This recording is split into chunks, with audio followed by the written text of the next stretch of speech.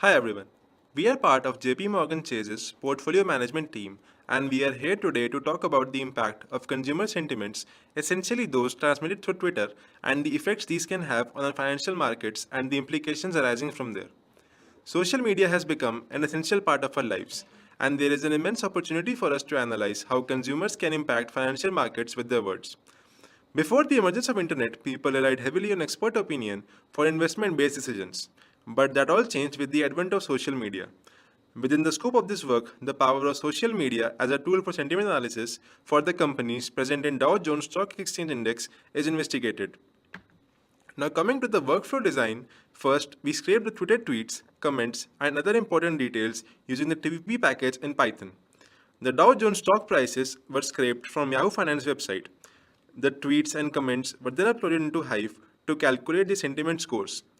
We uploaded the Lofred McDonald dictionary in Hive to calculate the sentiment scores as it is focused especially on financial data and gives more clearer results. After that, we downloaded the CSV output file from Hive and uploaded it to RStudio and Tableau separately. We fitted a few linear regression models in R to see how each variable affects the stock prices. Dashboards and storyboards were created in Tableau to make some visual inferences.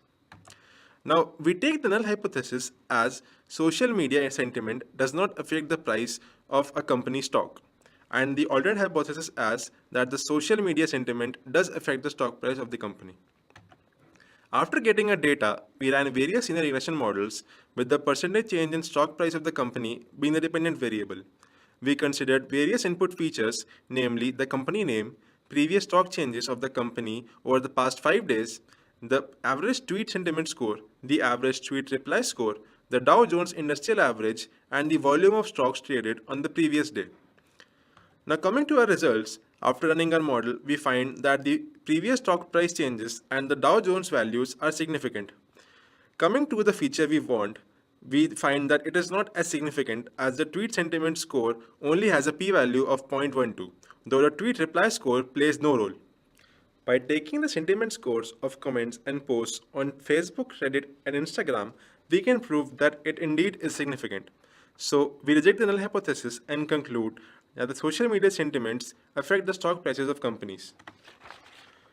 This is a snippet from the Tableau dashboard we created about how Microsoft and Goldman Sachs fare in terms of average sentiment scores and how their stock prices vary with these scores. This graph shows the percentage change in stock price of companies in the Dow Jones Index and the Twitter sentiment scores alongside. Now let's look into the business actions. Investors are worried about the high risk factors involved in investing in stocks of a single company.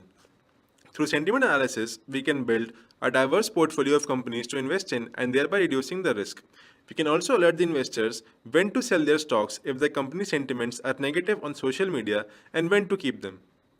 Now, we face some challenges as we were allowed to scrape only a limited amount of tweets per day. Thereby, we were unable to scrape large volumes of data from Twitter, and hence the time period of our work is pretty short. Also, our textual analysis can't recognize sarcastic comments, so they can be treated incorrectly. Now, there is immense potential to build upon on this work in the future, and we plan to include the data from Facebook and Reddit to still more accurately predict the stock price change. Thank you.